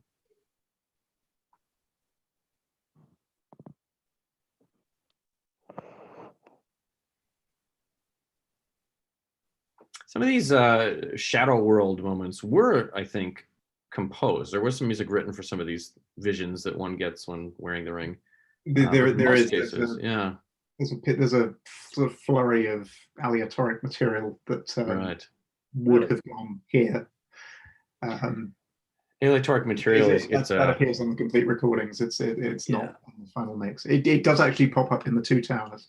That's right. That's true. Yeah. Two Towers. It's a sort of improvised style of music. Howard would give the performers a selection of notes to draw from and sort of a playing instruction. Play these rapidly. Don't align with other players. Don't hold yourself to the same order. Try to mix it up a bit, and it creates these very anarchic, bubbling textures. It's a great way to sort of create counterpoint without doing anything that's too modern sounding, even though it's a more modern device, but it has a sort of ancient quality to it. It's really overlapping improvisations, unaligned overlapping improvisations. So some of this you'll hear a very vague echo back to this when we get to the end of Fellowship. Not exactly dead on, but there is a little bit of a connection. Snippets in Moria. Yeah, true. Good point.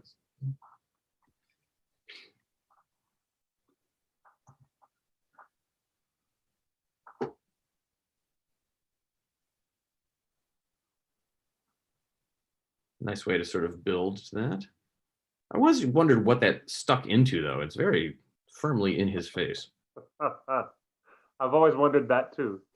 It seems quite violent.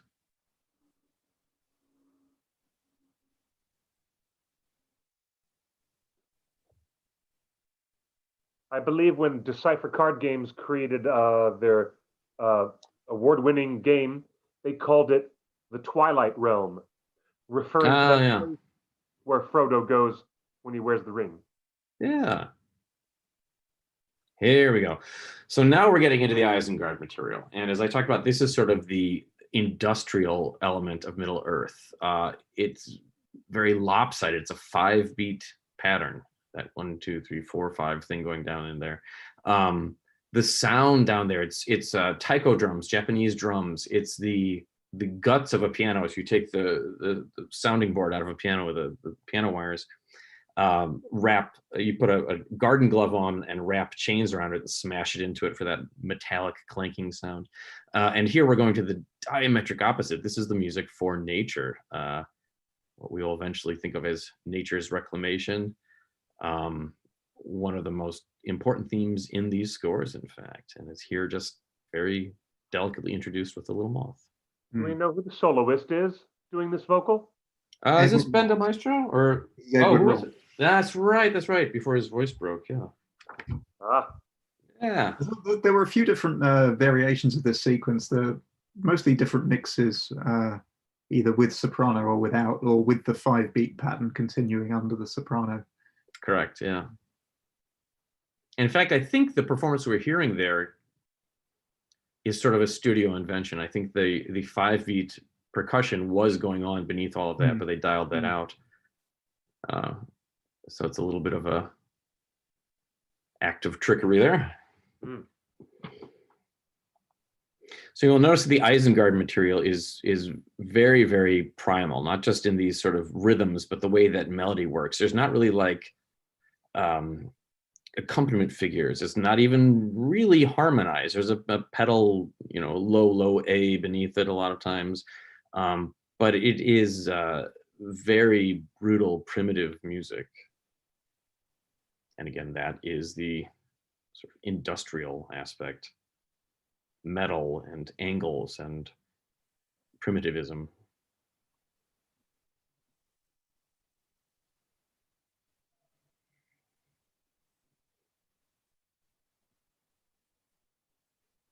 Happy birthday.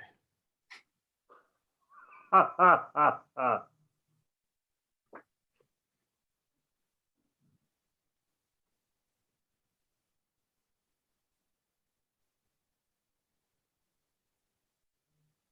I know those guys.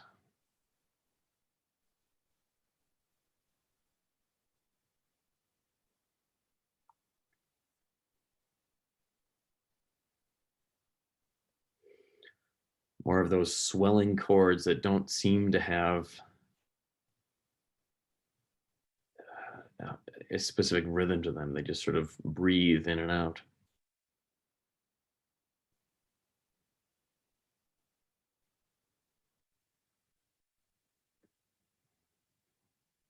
That's really a lost art in a lot of film music. A lot of film music, it has a rhythmic quality that's almost pop-like and just sort of overtakes the scenes. And it's nice to have something that coexists so comfortably like this. Very, very carefully done by Howard. And of course the filmmakers as well. A little bit of thematic material here associated with Arwen. You will hear this figure again when she appears at the very end of film 3 at Minas Tirith. I think we called this Arwen Revealed.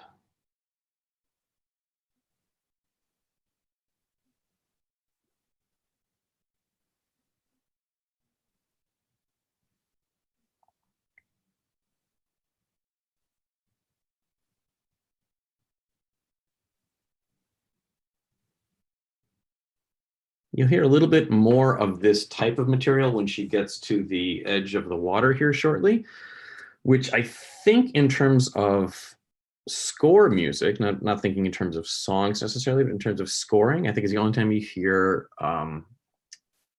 vocals in English, as the chorus repeats the spell that she's chanting, or sort of her prayer, I guess you would call it.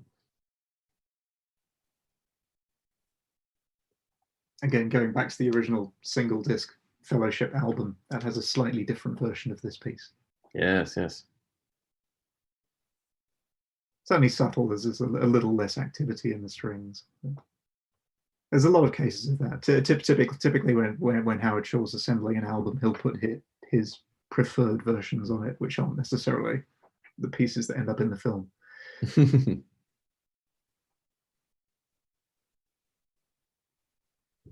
So now we can get into that rhythmic stuff. So if that had all been very rhythmic and very chugga chugga chugga up to that point, this wouldn't seem quite as important. And now, as she's riding with a purpose, we can get very rhythmic in the music.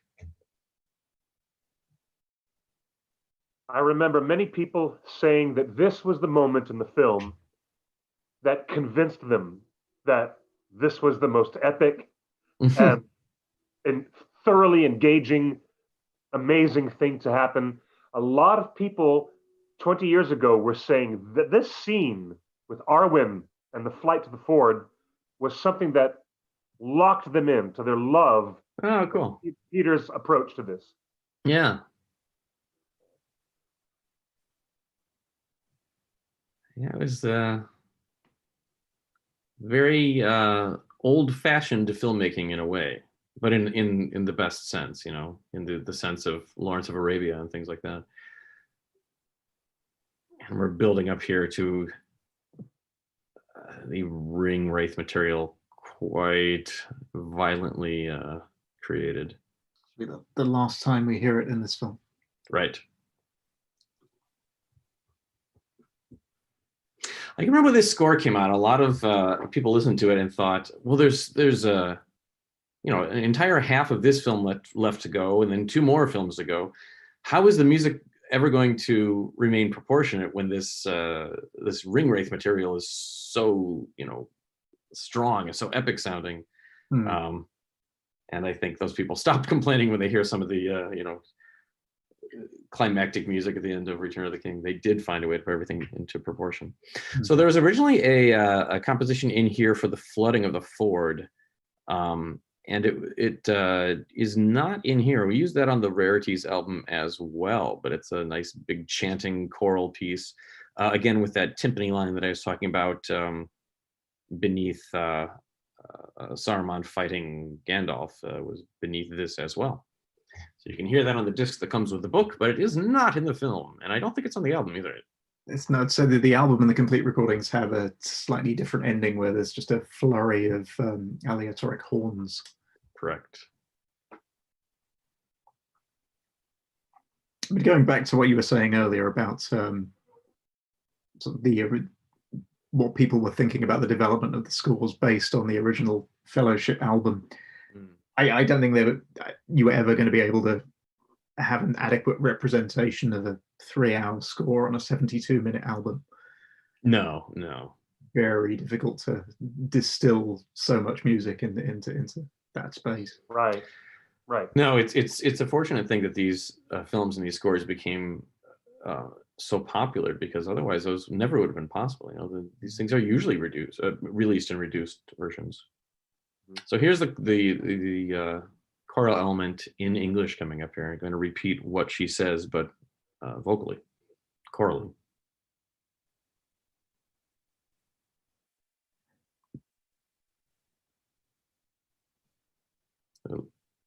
They're a little bit ahead of her, but she's catching up. Let him be spared. Now the chorus has it. Chorus has a little bit more here. Mighty Valar, save him. Which is a cool thing. I can't think of a lot of instances where the chorus is sort of interacting with the dialogue like that. Maybe Deadpool, but we probably shouldn't mention that. It's a family-friendly podcast, I believe, right? At this point in the film, it is where we see Arwen giving up her grace to take the last ship and she gives it to Frodo, literally, in that scene. Yep.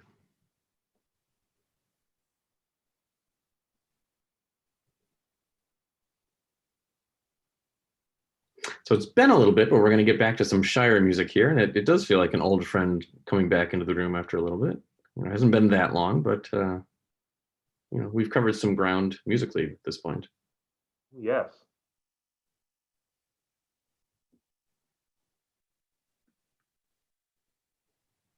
But before that, some of the flashier brass writing that we really won't hear until, I would say, until film 3, score 3. And some of these lovely fanfaric triplets in the brass as he leaps onto the eagle here. You don't hear that again for quite some time. Wonderful.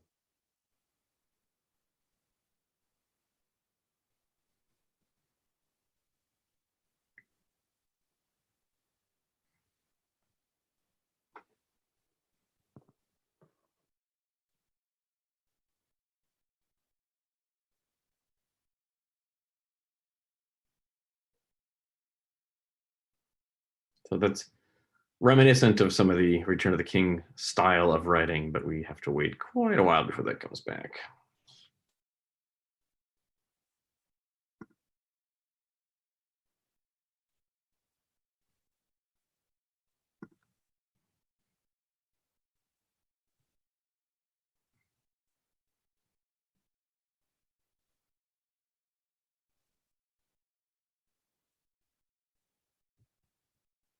There's our Shire material, a little bit of clarinet.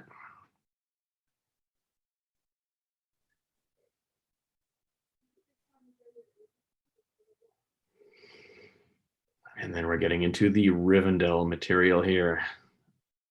Again, sort of harmonically unique and definitely the most friendly and inviting sounding of all the elf material.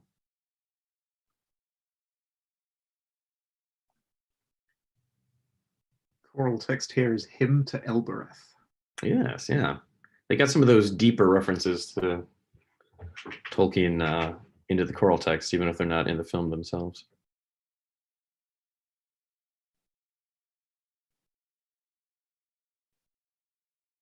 Those arpeggiated figures beneath the choral text are very, very important. And you hear those really throughout the scores as the Rivendell characters are referenced. Mm. And if you want to hear an embryonic version of that, check out Howard Shore's earlier score for Dogma. That's right. That's right. Which is very good in its own right. It's beautiful. Especially the wild gospel setting of all the material for the end credits. Mm.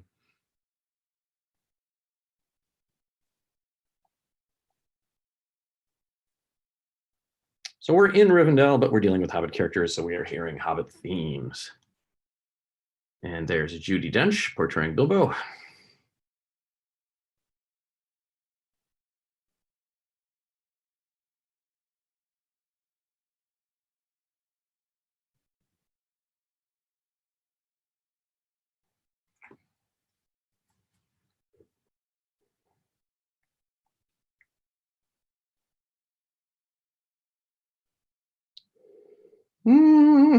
I think so. I don't remember there being any significant cuts in that. Most of the complete recordings are pretty accurate to the films. There's a few nips and tucks, but really nothing significant.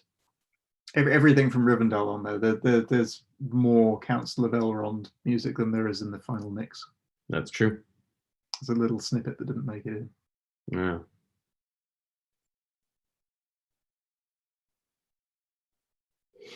We're going to have another little bit of music here that became thematic later down the line for the Mithril Vest, but a little bit later. So here's some of the arpeggiated material related to Rivendell. Sorry, Jim, what? The Mithril Vest maybe tomorrow night, Doug. Is that after the council? Well, Yeah, I suppose so. Why would he give it to him now? Yeah. Well, we'll save that for Christmas. It is coming up, though. I stand by that statement.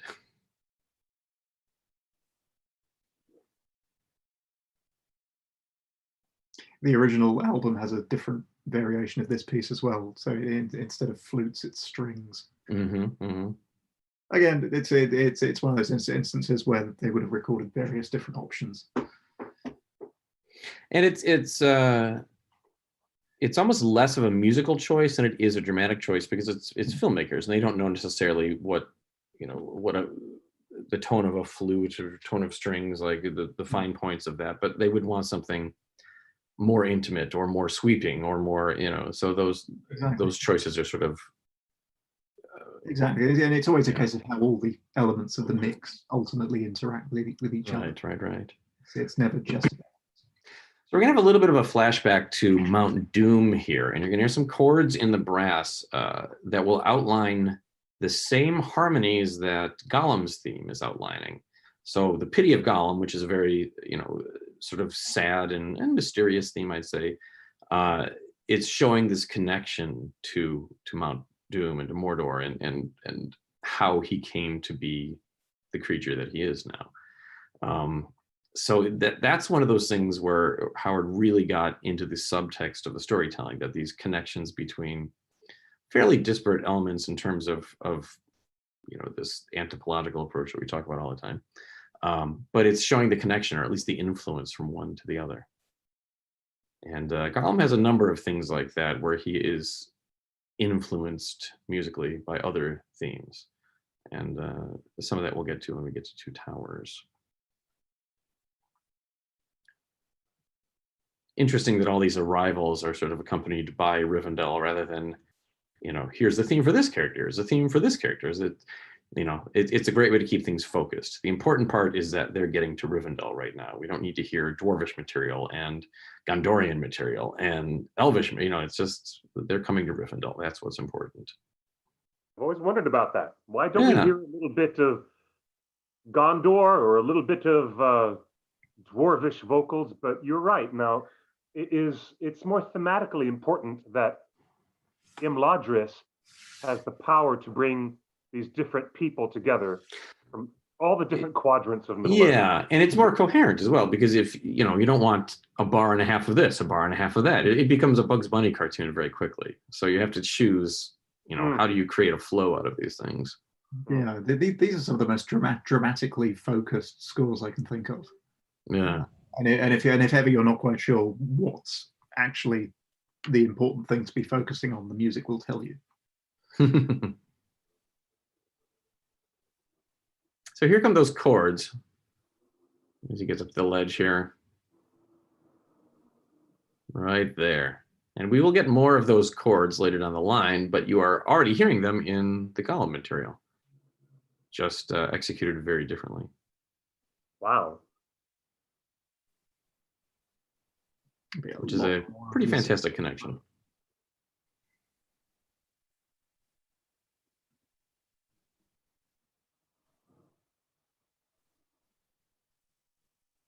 There's sort of a sad setting of the shape of the Rivendell arpeggios.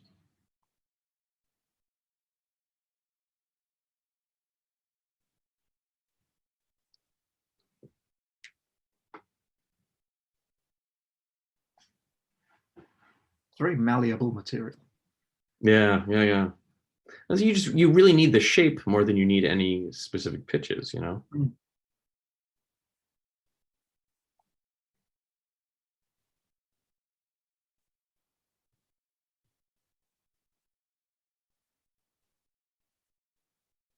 I've always wanted to know, what is that book that Aragorn is reading? I've always wanted to know. We need to ask David Sarlo to translate the cover. Well, this 4K UHD might be the first time I've ever clearly seen the Tengwar alphabet that's on the cover, clearly enough to see it and understand it. There I'm it sure is. it does say something quite specific. They really did that with everything. So yeah. Yes.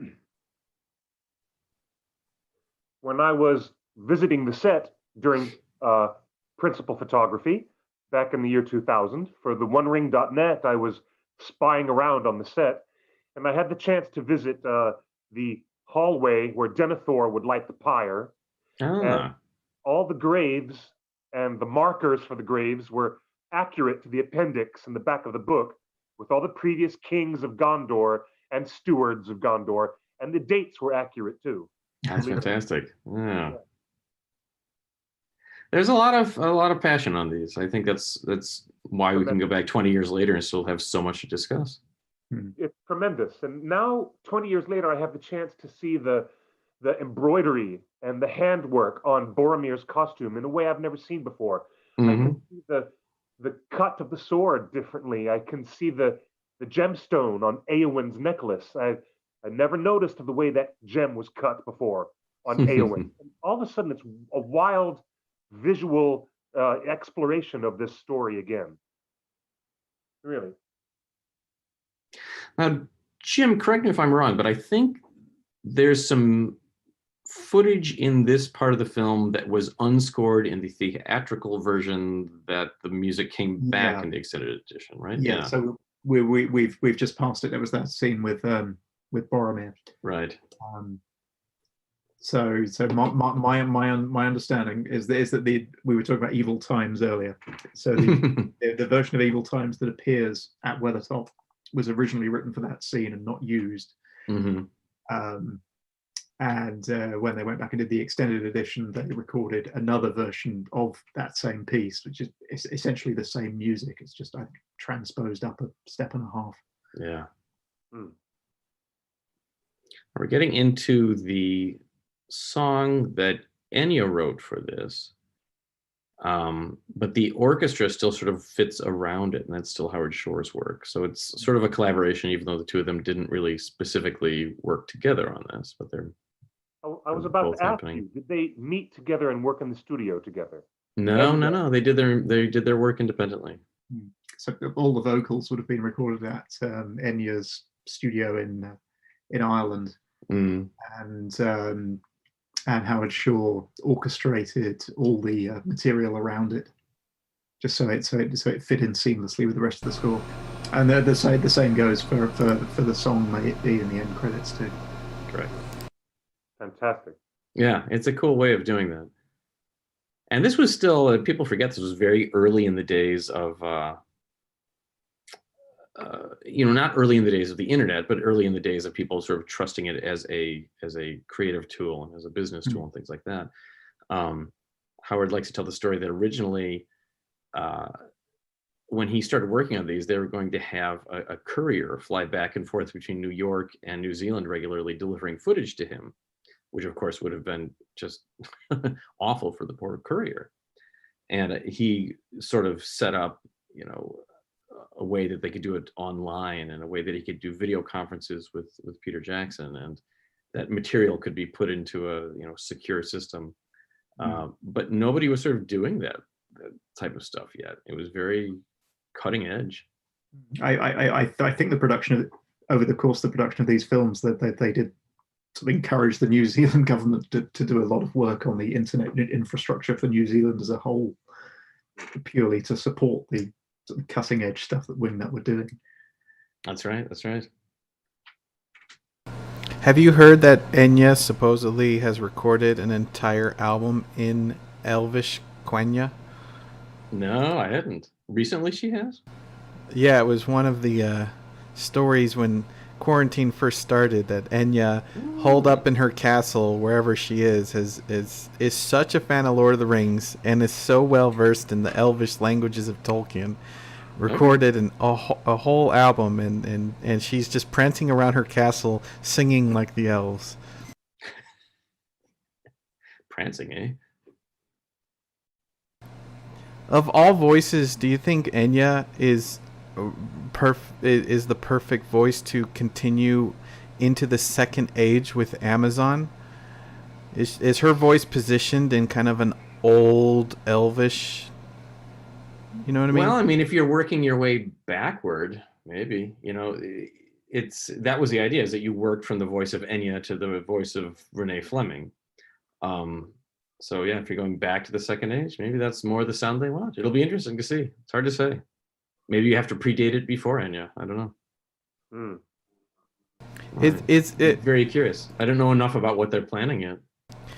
But all we can do is guess at this point. But the question is Rivendell, of all places in Peter Jackson's Middle Earth, is Rivendell, the themes we hear in Rivendell, most likely to translate into the second age because the elves are so old? I can answer something on that. It depends upon what point in time they tell a story in the Second Age, because for a few thousand years in the Second Age, Rivendell was not founded yet. That happened later. So I'm not sure. But Elvish concerns and Elvish culture might be musically of great interest to this future show. But we digress. We're hearing now bits in the We're Council of hearing the Elrond. very first appearance of the Gondor theme. Now, very, it was originally going to be in the prologue, as we said, but this is the first place it actually does appear in these scores. And this is, I've spoken many times about how, well, this gained thematic significance because it came back in the Hobbit scores and things like that. At the time when Fellowship came out, everybody loved this moment, but it was not repeated. So we weren't really sure if it was going to be a recurring theme, if it was just score, underscore for this sort of proud moment of Boromir speaking of his homeland. And of course, we did later find that it is, this is really the principal theme of the third film, of the third score. So we get a little bit of an introduction to it here. There was one more spot that was planned to have a very prominent appearance later in this score, and we'll talk about that tomorrow. But as the final version, that's the only time you hear that beautiful French horn solo in the Fellowship of the Ring. There is another Gondor related theme that pops up later in the second. There's a secondary Gondor theme, and that'll come up later. Yeah.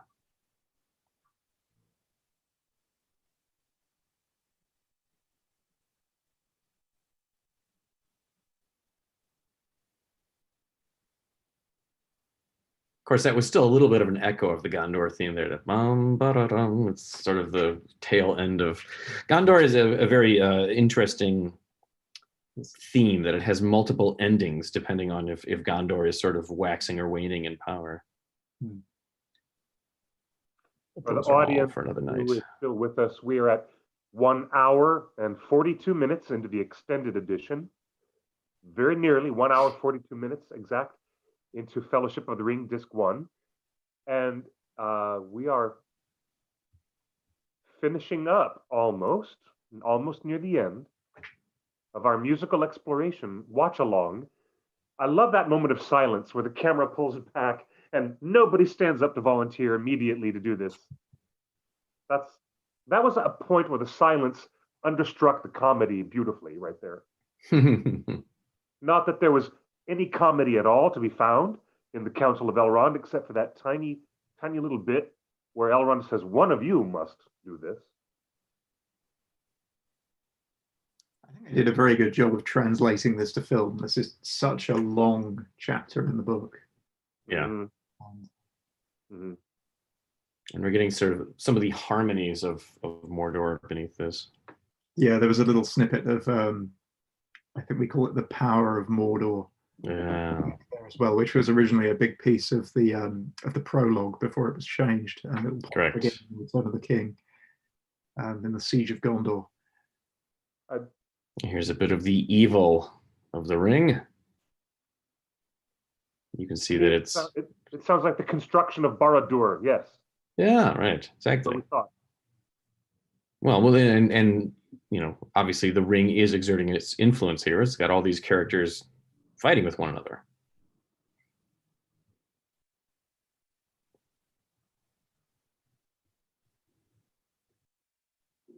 And the tone changes entirely here.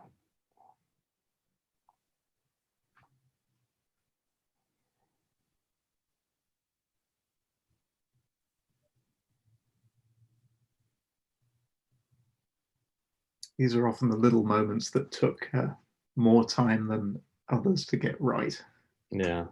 A few different passes at that look on Gandalf's face.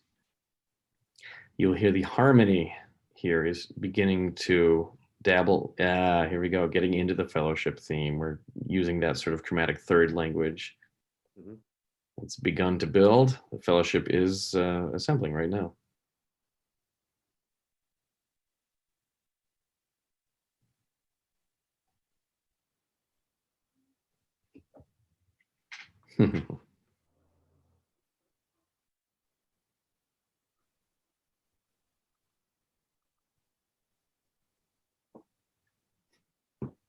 All the looks that everyone gives each other. Yeah. Yeah. Is there any record that that the orchestra had to take multiple takes to get this right? Was this a difficult piece to perform? The orchestra did multiple takes on just about everything. Yeah. But you have to remember that they're sight reading all these pieces, so there's always something to sort of double check and reshape. So I think there's very few instances of take one of anything making it to the final versions. Just to give you a number across the entire Fellowship score, so the theatrical and the extended, the total number of takes is just under 2,000. Wow. It's a lot of tape, digital. And so here we are building into the final, finally achieving the full Fellowship statement. Yes. Yes, Very building good. us into a perfect breaking point. There we are. There we are. The journey continues on disc 2, ladies and gentlemen. Isn't that interesting to hear such a full and beautiful little statement of the Shire theme interjected right there at that tiny last bit to make the Fellowship even more complete?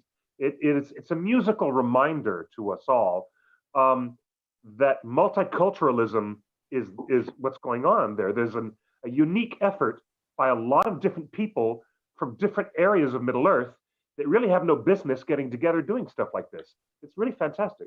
Yeah, it's a wonderful bit of storytelling and very meaningful. Yes.